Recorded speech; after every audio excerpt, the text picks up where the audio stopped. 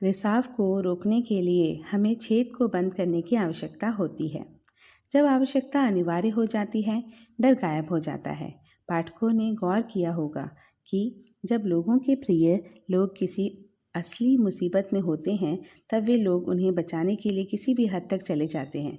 उनके लिए तूफानी समुद्र या एक अंधेरा जंगल कभी भी एक बाधा नहीं बनता। हमारे मन में एक आग लगी होगी तथा वह आग और कुछ नहीं बल्कि हमारी इच्छाएं हैं। हमारी इच्छाओं को मजबूत बनाने के लिए हमें गलत संगति से अलग होना होगा तथा व्यर्थ इंतज़ार करना बंद कर देना होगा। हमें अपने कार्य तथा सफलता को हानि पहुंचाने वाली हर चीज़ से छूटने की आवश्यकता होती है। कुछ विघटन अस्थायी नुकसान ला सकते हैं, किंतु वे अस्थायी नुकसान हमें आगे चलकर किसी भी नुकसान से बचा सकते हैं। असफलता का डर केवल एक प्रारंभिक भावना है तथा जो कार्यवाही और निष्क्रियता के बीच की उस पतली रेखा को पार करते हैं, वही सच्चे विजेता होते हैं। नदी की तुलना, नदी के किनारे ही पानी की शीतलता अधिक महसूस होती है। इसमें समा जाएं, वह भी एक अलग अनुभव होगा। इस ब्रह्मांड में सब कुछ गिरावट और विलुप्त होने के अधीन है। कुछ भी स्थायी नहीं हो सकता है। इसके अस्तित्व में हर चीज़ की अखंडता खो जाती है। बाधाओं और प्रतिकूल परिस्थितियों का मामला भी अलग नहीं है। बाधाएं उतनी भयानक नहीं होती हैं जितना हमें लगता है। हमारी सोच ही केवल इन्हें बुरा बनाती है। हम उनसे जितना डरेंगे, वे हम पे उतना ही शासन करेंगे। जितना अधिक वे हम पे शासन करते हैं, उतना ही हम विफलता के भय के बंदी बन जाते हैं। दीवारें दो उद्देश्यों से बनाई जाती है: अंदर की कीमती संपत्ति की रक्षा करने या बाहर जाने से उन्हें प्रतिबंधित करने। कुछ अवरोध भी भिन्न नहीं होते हैं, आगे चल के वे हमें लाभ दे सकते हैं। बाधाएं सांपों की तरह होते हैं। उनमें से अधिकतर जहरीले तथा खतरनाक प्रतीक होते हैं, लेकिन वास्तव में उनमें से अधिकांश जहरीले नहीं होते। यह और कुछ नहीं, केवल हमारा डर है जो उन्हें एक खतरनाक प्राणी का प्रभाव मंडल देता है। बाधाओं के मामले भी अलग नहीं होते हैं।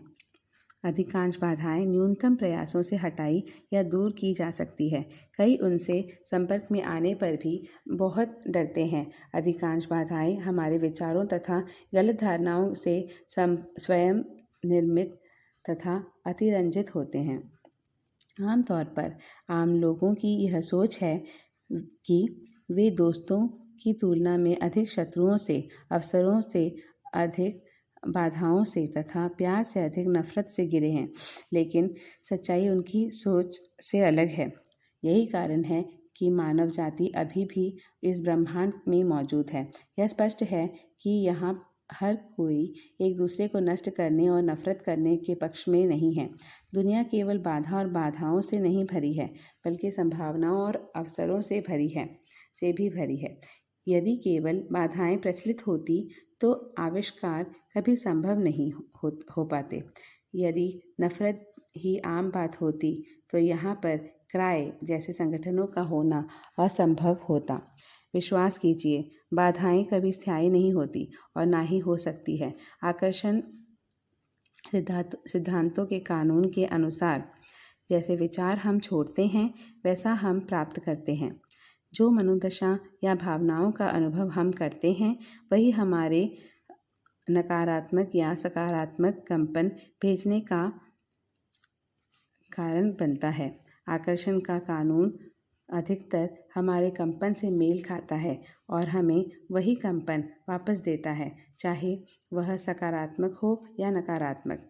जब हम अवरोधों और बाधाओं के नकारात्मक प्रभावों से ज़्यादा डर जाते हैं, तो हम इससे बाहर आने का रास्ता खोजने की तुलना में आत्मसमर्पण करने के और अधिक कारण खोजने लगते हैं। जब हम जाने अनजाने में किसी चीज़ को आत्मसमर्पण कर देते हैं, तब हम उसका अधिकार मान लेते हैं। प्राधिकरण स्वीकार करना हमें नेतृत्व की अपेक्षा उसका अनुसरण करना सिखाता है। बाधाओं तथा विफलताओं के विषय में अत्यधिक चिंता करने से हम में असुरक्षा की भावना और विफलता का डर पैदा हो सकता है। आइए हम असफलता के डर को खुद पर हावी न होने दें। इससे दूर भागने की बजाय इसका सामना करने की हिम्मत रखनी चाहिए। जब असफलता का भय हावी होता है तो अपने आप से पूछिए, इससे ज़्यादा क्या होगा? या तो मैं जीतूंगा या हारूंगा।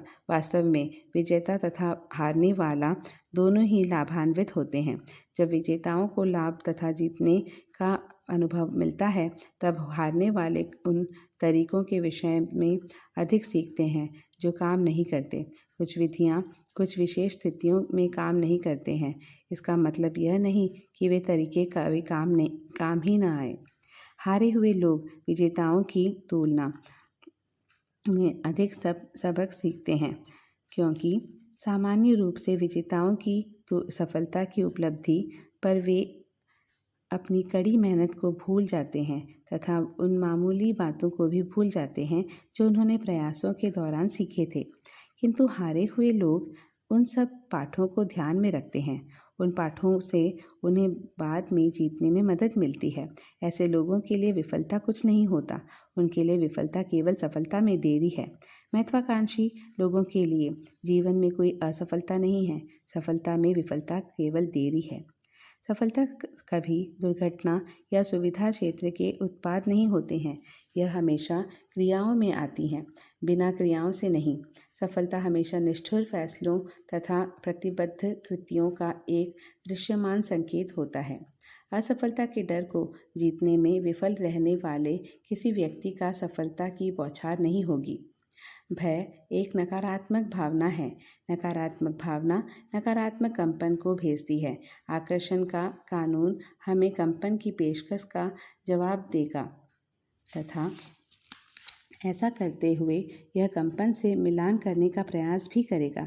जितना अधिक हम डरते हैं उतना हम नकारात्मकता और असफलता को जोड़ते हैं। यह हमें जीवन की संभावनाओं को देखने के लिए अंधा कर देता है तथा असफलता का भय आश्रय के दाताओं की तुलना में अधिक आश्रय की तलाश करता है। काल्पनिक संरक्षण तथा कल्याण की अस्थायी भावना के खोल से बाहर आना अत्यावश्यक है। चुनौतियों का सामना करें ताकि हम परिचित हो जाएं। घनिष्ठ परिचय बाधाओं को कम करता है तथा सफलता की कई संभावनाओं को खोल देता है। विफलता के भय को हमारे प्रयासों में रुकावट न बनने दें। इस तरह से रोकने तथा छोड़ने का प्रयास करना साधारण व्यक्तियों के लक्षण हैं। कार्यवाही में विलंबता परिणामों को अस्वीकृत या विलंबित कर देता है। देरी से निकलने वाले परिणामों का प्रभाव भी हमेशा उचित समय से अलग ही होता है। तो चलिए अपने प्रयासों में विफलता के डर के कारण विलंब न होने दें ताकि अंतिम परिणाम निराशाजनक न हो।